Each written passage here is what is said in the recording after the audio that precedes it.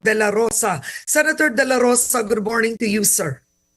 Good morning, Karen, at good morning sa ating mga taga-subaybay. Good morning sa ating All right. Senator, we heard former President Rodrigo Duterte ang sinabi niya, yan, si Bato de la Rosa, senador ngayon, he mentioned that dati kang miyembro ng death squad. So let me ask you this first.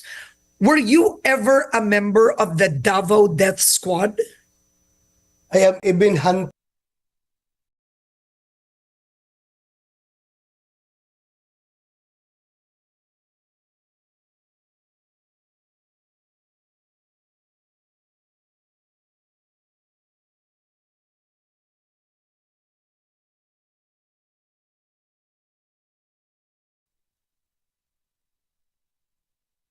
hindi makakalaban. Oo, Yan ang pero sinasabi nung Senator, I think it's important to set the record straight, no? Here's President Duterte mouthing off, one, there was a Davao death squad, siya nagsabi nun. Sinabi niya mga mayayaman daw na mga civilian sa Davao. Number 3, yung mga dating commander ng police, yung mga hepe sa Davao, naging commander ng death squad. Binanggit kanya doon. So let's set the record straight. Based on Duterte's testimony of the existence of a Davao death squad, were you ever a member of the Davao death squad? No.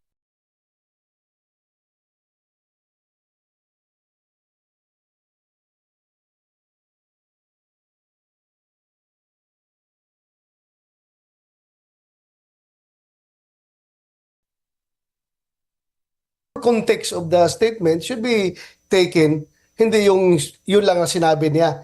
Very clear naman sinabi niya na bandang dulo. Walang kuha niya mga pulis. Ako yan. All right. So number 1, you categorically deny that you were ever a part of a so-called Davao death squad. But number 2, did you know of the existence of the Davao death squad? Sabi ko nga sa iyo, Karen, that yung Davao death squad is a creation of the media. Yung term na yan. Yung term na yan. Totoo, may namamatay. May namamatay dito Sa sa Davao muna to, ha? Yung Davao muna tayo. Davao. Oo, Davao. Totoo yan. May mga namamatay ng mga kriminal. May namamatay ng mga poser. May namamatay ng mga hold-upper, mga kidnapper. Pero yung term nga na death squad, creation niya ng media. Sinasabi nila death squad, Davao death squad. Ako, I cannot confirm. I cannot confirm. Santa Claus has been kidnapped.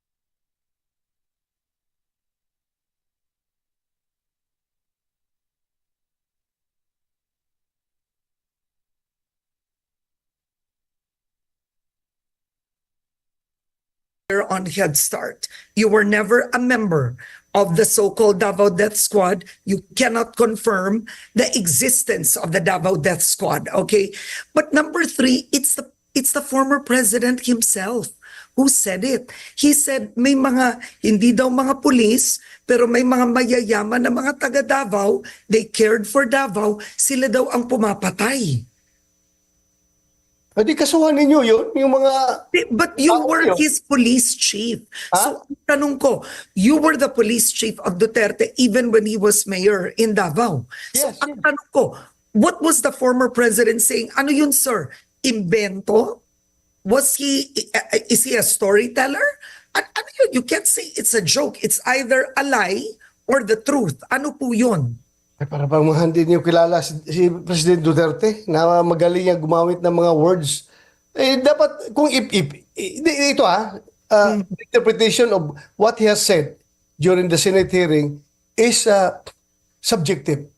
Kung ako ang tanungin mo si General Gamboa, tanungin mo si General Danao, yung mga dumaan na chief of police dito, ang masasabi talaga sa iyo, nagbibiro lang yan ng boss namin, nagbibiro lang yan. Kung kayo, tingin ninyo na may meat yung sinasabi niya na talagang merong death squad din. Sabi nga niya kasuhan niyo ako. If you have the evidence, kasuhan niyo ako. Inamin naman niya na lahat ng mga whatever, hindi from Davao, mag-elevate tayo sa national level, whatever the police, whatever the drug war succeeds to do or failed to do, ay sa kanya yun. Siya ang may legal responsibility doon. Yeah. Well, actually, kaya sabi niya, inahamon niya ang mga complainant na mag-file kayo ng kaso sa akin. Kasuhan niya ako. No, we're gonna get there. We're gonna get there, Senator. But Yes. it's to first analyze, because it's very difficult for the public to sinasabi ng mga kakampi ni Duterte, nagbibiro yan. Ganyan lang siya. He uses words. But may punto si Senate President Francis Escudero. He was under oath, right? When you read a transcript, di mo naman malagay doon, nagbibiro, tumatawa, walang ganun. It's not that way. At in the end, he admitted to a Davao death squad under oath. Kaya nga, if he admitted, and you think that is enough evidence for him to be charged in court, then by all means, you have to do it. They have to do it. Kung sinong dapat gumawa yan, yun lang. Okay. Huwag natin gagawan pa ng pagbabanggain pa natin yung point of view ng mga dumaan na tao under sa kanya na iba yung pagtingin at saka yung people in general na sinasabi mo na hanggang ngayon after 6 years of President Duterte's term of office, after 6 years of being a president of these Philippines, hindi pa rin nila maintindihan yung ugali ng tao. So huwag na natin pabanggain yun. So, your point, we have our point.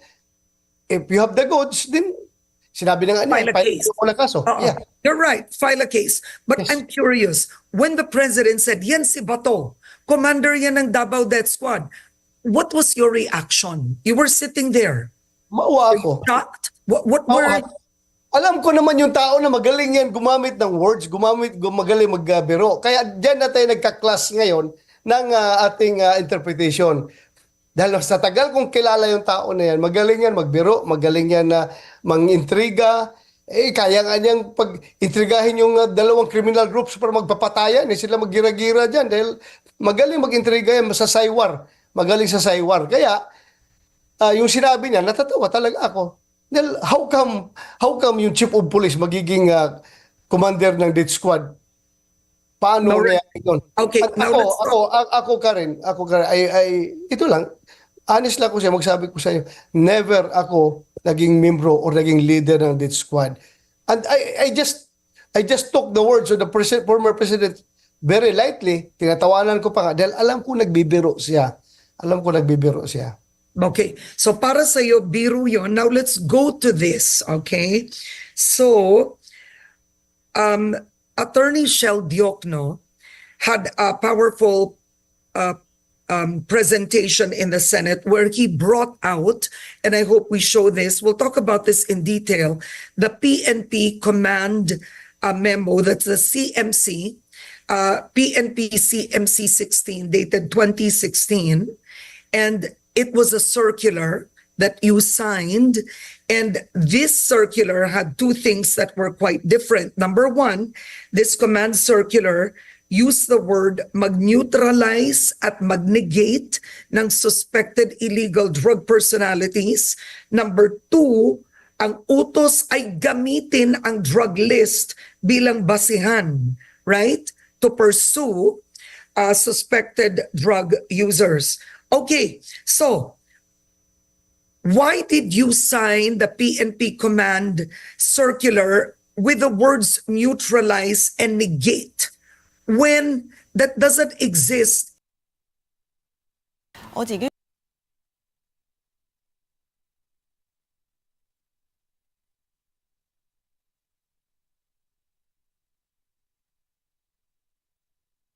Dumaan ka ba ng police training? At Definitely nasabi mo not. hindi- I agree hindi with you. ginamit yan? Definitely not.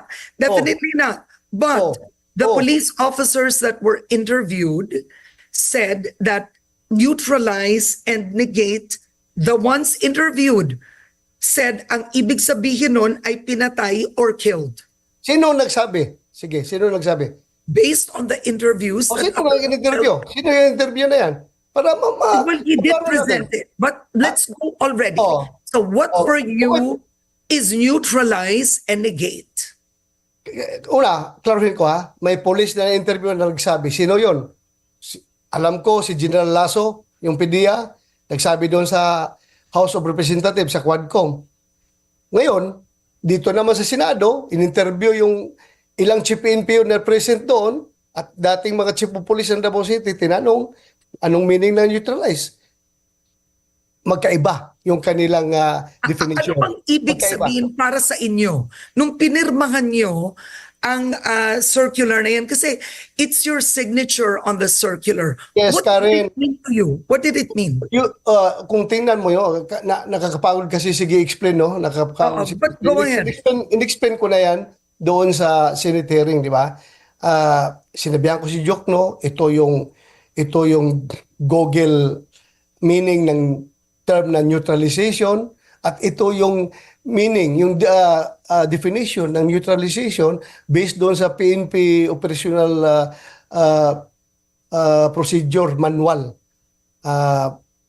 Ito, sinabi ko sa kanya, yung neutralization that includes that rendering the suspect unable to commit further crimes by conducting operations against him or pasurrenderin mo siya, hulihin mo, kasuhan mo, ikulong mo para hindi na makapag-commit ng further crimes. At kung lumaban and your life is under threat, talagang may mamamatay dyan. It's either you or yung suspect. So kung mamatay, kasama na yan doon sa term na neutralization. Hindi. Kasi ang gusto kasing palabasin ni Jok, no, na yung term na neutralization to suit their narrative. Alam mo na kung anong narrative na gusto na. Puro patay, patay, patay, patay. Gusto na pag sinabing neutralize, patay ka agad. To suit their narratives. But my God, why are you, Mr. Jokno, you are from outside of the PNP. Why do we let you, hayaan namin kayo mag-interpret sa term na ginagamit namin, na kami naman dito within the PNP, gumagamit ng term na yan. At Karen, kung ang purpose yan is to kill, bakit hindi na lang nilagay sa memorandum circular to kill everyone? To kill, kill, kill. Bakit neutralize pag gamitin na term? Because ang neutralize, meaning hulihin mo o pasurindirin mo para hindi na sila makakommit ng further crimes. Hindi yung puro patay-patay na lang. Ay kung gusto ko palang patayin, bakit pa ako gagawa ng memorandum circular na mag-incriminate sa aking sarili? Ganun ba ako kagago? Do you think ganun ako katanga na gagawa ko ng memorandum circular na self-incriminating? Bakit pwede ko naman i-text yung mga tao na patayin nyo? O bulungan ko, patayin nyo para walang ebidensya. Bakit gagawa pa ako ng dokumento na magiging ebidensya para laban sa akin? Ganun ba katanga ang PNP? Okay, now, in the essence of fairness, all right, I'm going to read this. Technically, I don't know why this was not mentioned in the Senate, right? So technically, the term neutralize and negate has been included in the 2014 revised PNP manual of the Anti-Illegal Drugs Operations and Investigation. This was even before the time of former President Duterte. This was included during the time of then DILG Secretary Mar Rojas. So panahon pa po ito ng yumaong si Pangulong Noynoy Aquino, right? So Justice Carpio said the term neutralized and negation has been included already in the 2014 revised PNP manual. So when you became PNP chief, technically the words existed. Andiyan na yan, matagal na yan. Okay, now, the thing is, even in the circular in 2014, it was not specific what it meant, no? When you came in, nandun na yun. So, Justice Carpio said the manual or the circular is technically unconstitutional. The question now is this: you have to show, somebody has to show that the implementation of the circular is you are violating the rights of the individual or you are committing human rights. So yan na ang tanong ngayon. During your term as PNP chief, how did neutralize and negate? How was that implemented? Okay, Karen. Neutralize. I will give you statistics. 1.6 million drug users and drug personalities, users and posers, nag-surrender. They were part of the neutralization effort of the Upland Double Barrel. 300,000 nakakulong sa mga prisuhan. Buhay! 每日兩杯安怡，早一杯行得好。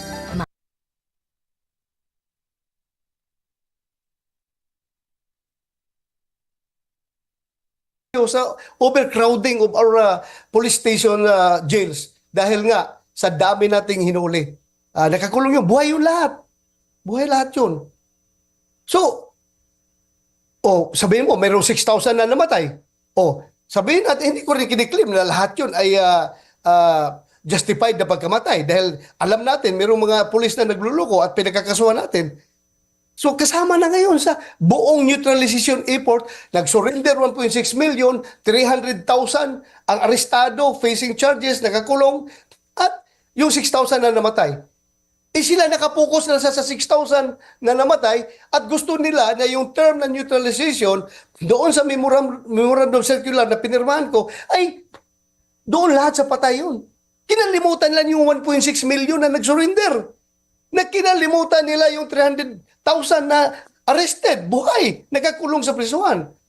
Because they want everything to suit to their narrative na the drug war is very bad. Very bad. Tanungin natin yung 1.6 million na nag-surrender, kung kumusta na buhay nila ngayon. Marami nagpapasalamat.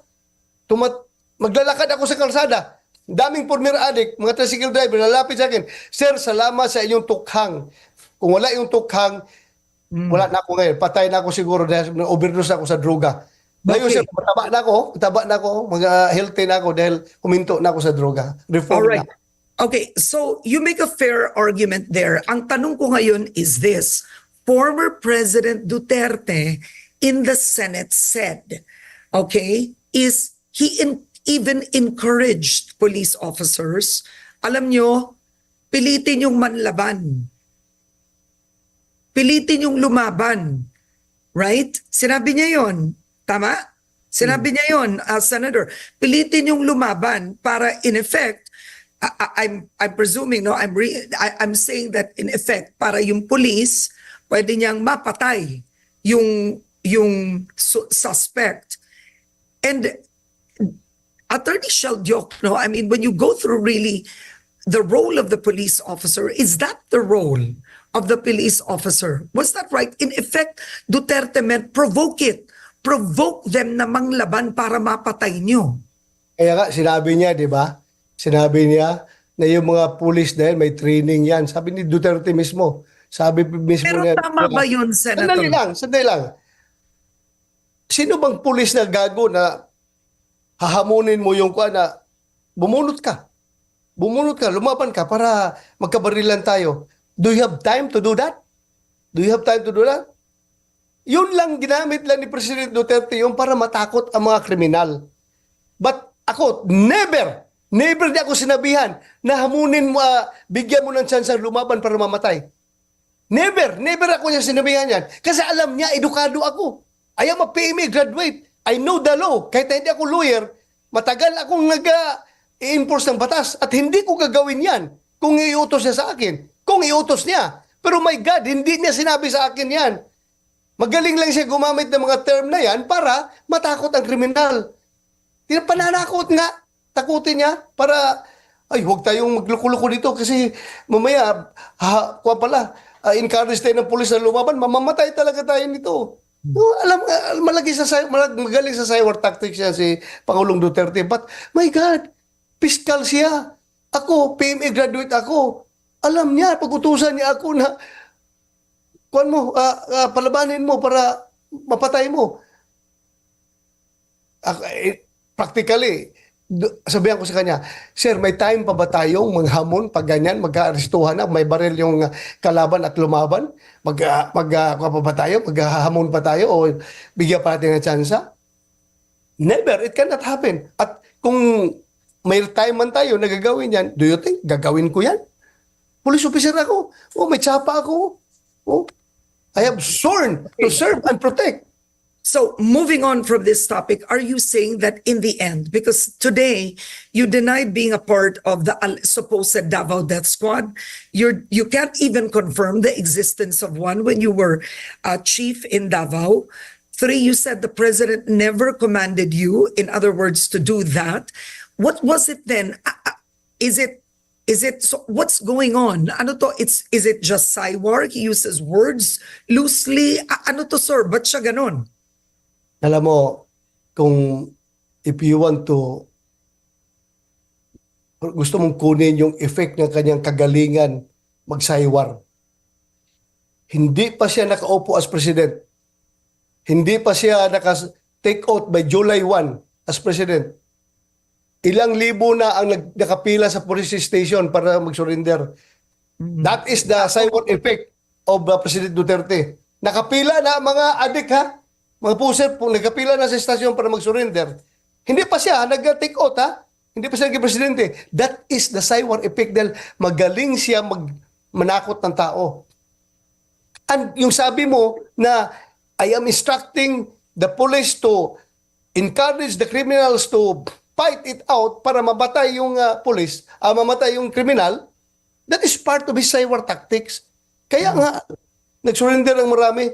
Pero kung sabihin mo na sinabihan ako, I can tell you frankly, never ako sinabihan na palabanin mo. Wala. Sa kanya, sinasabi lang niya yan sa media para to spread the message, to send the message down the spine of these criminals na mamamatay kayo kapag lumaban kayo sa police. Yun ang ganyan. Now, the message. yeah, so we don't have enough time, but I wanted to ask you, Senator, you have 2 representatives from the Quadcom, Representative Abante and Representative Fernandez, who say that you and Senator Bongo should have inhibited. You should have inhibited, and they said this is a quote, both of you neither had the decency to inhibit yourselves. You acted as a senator suspect during the hearing. What is your reaction to that? Number 1, Karen, yung mga tao, hindi lang si Dan Fernandez, si Congressman Abante, yung mga tao na gustong mag-inhibit ako from the hearing, yan yung mga tao na ayaw lumabas ang katotohanan. Ayaw lumabas ang katotohanan, gusto nila na ma-perpetuate kung ano man yung mga lies na pinupropagate doon sa Quadcom ay hindi ma-debunk pagdating dito sa parallel investigation na ginagawa ng Senado. Kasi sigurado ko, I am 100% sure, lahat na nag-akusa sa akin dyan sa House of Representatives, sa Quadcom, pagdating dito sa Senado, I can easily debunk them because I know the truth. I don't have to prepare for any interpolation because I know the truth can come out naturally. Hindi ako mag-prepare, hindi ako kagaya nila na mag-assign ng, ikaw, ito sabihin mo, ito yung i-confirm ito sinabi ni Garma na ganito. Kasi si Colonel Kwan, ito rin ang i-confirm niya. Kasi lahat ng paragraph, may mga pangalan na ng pulis doon na nakasulat kung sinong mag-confirm nito dapat. So yan ang halatang scripted. Kung decency ang pag-uusapan natin, Karen, I think mawala ako ng decency kapag hindi ko ipaglaban ang katotohanan, kung hindi ko palabasin kung kung ang pabahayaan ko na lang yung narrative ng mga convicted drug trafficker, yung taga-custom, yung drug lord na si Kero Espinosa, yung drug protector na si Mayor Mabilog na lumayas nung panahon ng war on drugs, at yung si Espinido na gumagawa ng mga kung ano-ano pinagsasabi niya sa Quad Committee. Kung hindi natin ma-counter yan, Karen, mawalan ako ng decency dahil hinayaan ko lang na ang publiko ay mamislead sa kasinungalingan. So that is decency for me. Kung gusto lang ng decency, dapat sila rin magpaka-decente rin sila. Na huwag lang pilitin, huwag nilang influence yung mga resource person nila na magsinungaling because that is a crime. Subornation of perjury yan. You are a congressman and you are So you believe they're influencing? You believe they're influencing the resource persons to lie? But why would Colonel Garma? She was crying in the Quadcom, right? She told the story about a meeting before Duterte took office. She spoke of the reward system in detail. But magsisinungaling yun, sir? Tanungin mo si Garma. Tanungin mo si Garma. What would be her motivation to lie? Of course, she wouldn't be lying. That's what she would say. But why? Why? Nakita mo nung una, hindi niya inaamin, di ba? But later on, umamin siya at umiiyak pa. So, hindi ba halata na under duress yung tao na nagsasabi doon sa Quadcom? Bakit iiyak ka kung totoo yung sinasabi mo? Bakit parang naiihi ka na natatai ka habang sinasabi mo yung affidavit mo? So ang pananaw nyo, pinilit siyang magsinungaling? Well, you cannot Influensyahan? you cannot remove that from me. Iba yung paningin mo, iba yung paningin ko. Oh, So, but will she be called in the Senate? yes. Okay, Tinawag because- na kasi pero hindi sumipot eh. Hmm. Oh, invited siya, pero hindi siya sumipot. I don't know. Because what's troubling is, for example, Grijaldo, the police officer Grijaldo. In the Quadcom, sinabi niya, he confirmed a Garma statement of the reward money, right? He confirmed. Then when he reached the Senate, what was shocking was he had an affidavit, tas kinwento niya that Representative Abante and Representative Fernandez met with him, called him at sinabi, ito sabihin mo. Kaya nga, here comes an officer na hindi niya nasisikmura yung pangwawalang hiya sa pulis diyan sa Quadcom. Nagsabi siya na totoo. Kasi hindi niya makaya. He's standing up for the PNP and for the truth. Kaya siya, What's difficult now is these resource persons, frankly, for the ordinary Filipino, these resource persons are both under oath in the Quadcom and in the Senate. So in other words, resource persons lie all the time. That's what I don't understand. They took an oath. They could be sued for perjury. Karen, klaruhin ko lang, did Colonel Grijaldo confirm yung Under statement oath. ni Garma under oath doon sa House? Yes, Sabi niya? yes, he did. Oo. Sinabi niya na I totoo asked yan, may Representative reward Abante. system. Sandali. Totoo ba sinabi niya na may reward system? He confirmed. Sinabi niya? Yes. Kinonfirm niya? Yes, and then when he went to the Senate, may affidavit siyang dala. Baka, hindi ko alam kung di pa kayo dumating nun, sir. Diba, binasa niya, sinabi niya, pinilit daw siya na sabihin yun. So, saan ka maniwala? Sige, maniwala ka sa congressman o sa pulis na naiipit. Yun lang ang sa akin. Tingnan lang ninyo kung let's look at it objectively. Okay. Yung Alright. pulis pa magreklamo kung walang ginawang ganyan sa kanya, magawa-gawa. Sino siya para gumawa ng ganyan? Umiiyak na nga yung tao dahil very powerful yung makakalaban niya sa ginawa niyang salaysay. Ilang congressman niya lahat magagalit sa kanya dahil pinalabas niya ngayon na yung ginagawa ng Quadcom na investigasyon walang kredibilidad dahil doon sa ginagawa sa kanya. So, maglakas loob kaya yung pulis niya kung hindi katotohanan yung sinasabi niya. Okay. All right. Now, Senator, I want to thank you for being on Head Start today, but I think we need to close. We don't have enough time, but what would you want to say before we go, sir, quickly? Maybe there's going to be another hearing, right? So there's going to be another hearing. You won't inhibit. What are you expecting in the next hearing? I hope na lahat ng mga inibitahan natin ay dadalo.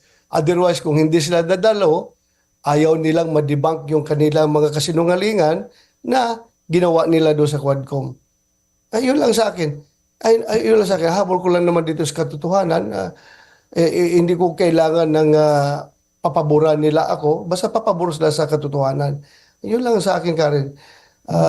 Mahirap yung mabubuhay tayo sa kasinungalingan.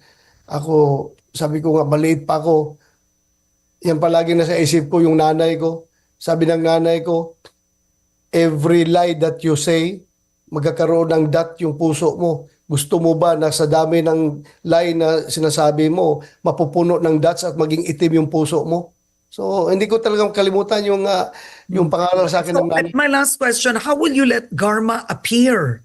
That would make a difference. She's under the custody of the House of Representatives, di ba? Dahil so kung may natitira pang interparliamentary courtesy between among the lower house and the Senate, kung nandyan pa yan, of course, we expect na i-deliver nila si Garma at si Leonardo doon sa hearing namin. Kung may natitirang interparliamentary courtesy. But the chairperson can ask for that. The chairperson, right? So is it Senator Coco Pimentel? He can ask. Yeah. All right. Okay. So on that note, thank you so much for joining me today. Senator Ronald Bato de la Rosa. Thank you, sir. Thank you, Karen. Maraming salamat. Good morning sa lahat.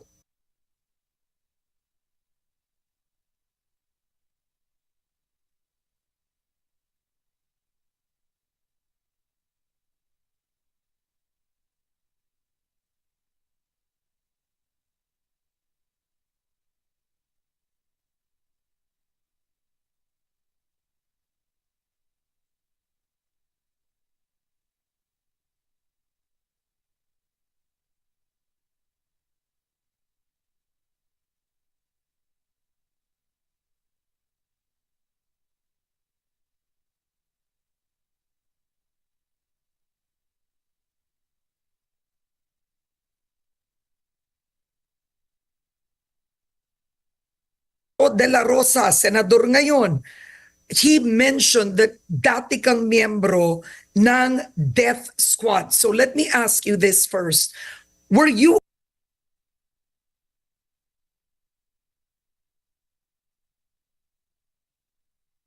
all right, joining us on Hot Copy this morning, we have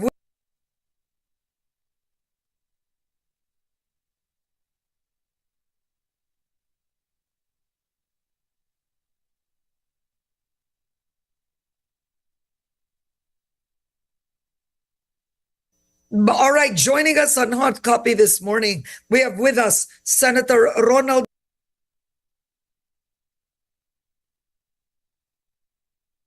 Curious, when the president said, yan si Bato, commander yan ng Davao Death Squad, what was your reaction? You were sitting there.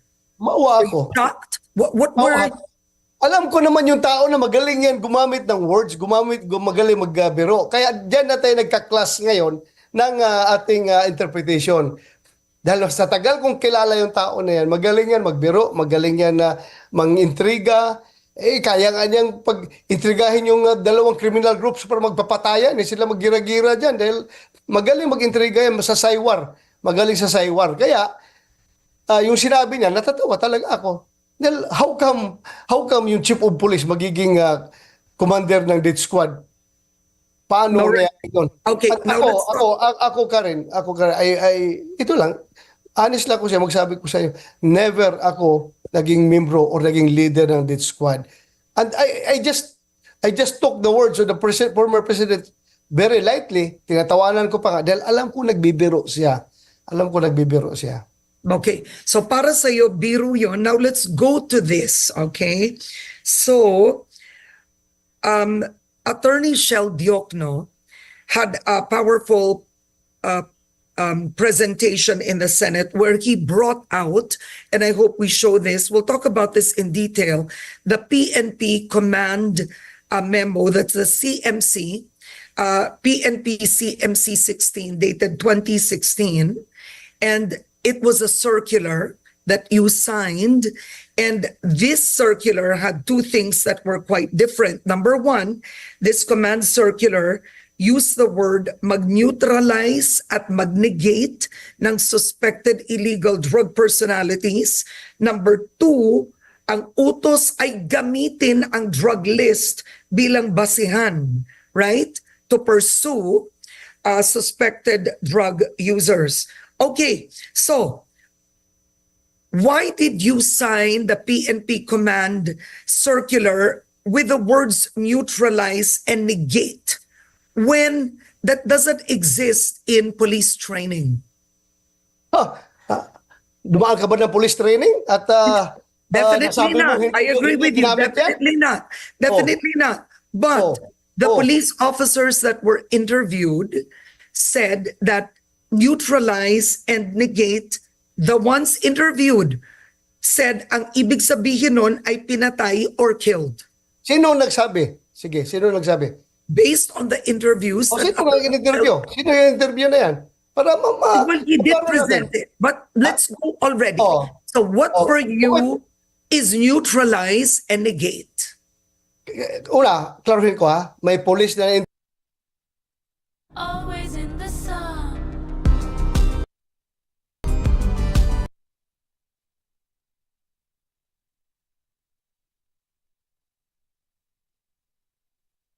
yun. Alam ko si General Lasso, yung PDEA, nagsabi doon sa House of Representatives, sa Quadcom. Ngayon, dito naman sa Senado, in-interview yung ilang chief PNP na present doon at dating mga chief of police ng Davao City, tinanong anong meaning ng neutralize. Magkaiba yung kanilang definition. Ano bang ibig Magkaiba. sabihin para sa inyo nung pinirmahan nyo ang circular na yan? Kasi it's your signature on the circular. Yes, What Karen. did it mean to you? What did it mean? Kung tingnan mo yun, nakakapagod kasi, sige explain, no? Nakakapagod. But go ahead. In-explain ko na yan doon sa Senate hearing, di ba? Sinabihan ko si Jok, no? Ito yung Google meaning ng term na neutralization at ito yung meaning, yung definition ng neutralization based doon sa PNP operational procedure manual. Ito, sinabi ko sa kanya, yung neutralization that includes that rendering the suspect unable to commit further crimes by conducting operations against him or pasurrenderin mo siya, hulihin mo, kasuhan mo, ikulong mo para hindi na makapag-commit ng further crimes. At kung lumaban and your life is under threat, talagang may mamamatay dyan. It's either you or yung suspect. So kung mamatay, kasama na yan doon sa term na neutralization. Hindi. Kasi ang gusto kasing palabasin ni Jok, no, na yung term na neutralization to suit their narrative. Alam mo na kung anong narrative na gusto na. Puro patay, patay, patay, patay. Gusto na pag sinabing neutralize, patay ka agad. To suit their narratives. But my God, why are you, Mr. Jokno, you are from outside of the PNP. Why do we let you, hayaan namin kayo mag-interpret sa term na ginagamit namin, na kami naman dito within the PNP, gumagamit ng term na yan. At Karen, kung ang purpose yan is to kill, bakit hindi na lang ilagay sa memorandum circular to kill everyone? To kill, kill, kill. Bakit neutralize maggamitin na term? Because ang neutralize meaning hulihin mo o pasurindirin mo para hindi na sila makakommit ng further crimes. Hindi yung puro patay-patay na lang. Ay kung gusto ko palang patayin, bakit pa ako gagawa ng memorandum circular na mag-incriminate sa aking sarili? Ganun ba ako kagago? Do you think ganun ako katanga na gagawa ko ng memorandum circular na self-incriminating? Bakit pwede ko naman i-text yung mga tao na patayin nyo? O bulungan ko, patayin nyo para walang ebidensya. Bakit gagawa pa ako ng dokumento na maging ebidensya para laban sa akin. Ganun ba katanga ang Chief PNP? Okay, now, in the essence of fairness, all right, I'm going to read this. Technically, I don't know why this was not mentioned in the Senate, right? So technically, the term neutralize and negate has been included in the 2014 revised PNP manual of the Anti-Illegal Drugs Operations and Investigation. This was even before the time of former President Duterte. This was included during the time of then DILG Secretary Mar Rojas. So panahon pa po ito ng yumaong si Pangulong Noynoy Aquino, right? So Justice Carpio said the term neutralized and negation has been included already in the 2014 revised PNP manual. So when you became PNP chief, technically the words